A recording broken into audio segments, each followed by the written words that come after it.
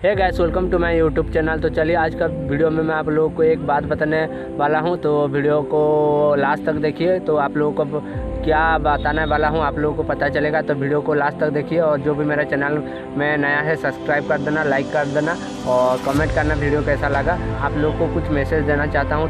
तो गाइस, इस वीडियो को बनाने का मेन मकसद ये है कि मैं इस वीडियो में आप लोगों को बताना चाहता हूं कि मैं उड़ीसा का जितना भी फेमस प्लेस है आप लोगों को दिखाना चाहता हूं। तो मेरा चैनल में बने रहिए और आप लोगों को भी दिखाऊंगा कि उड़ीसा का जितना भी हो सकेगा मेरे से, तो आप लोगों को दिखाऊंगा कि जितना फेमस प्लेस है।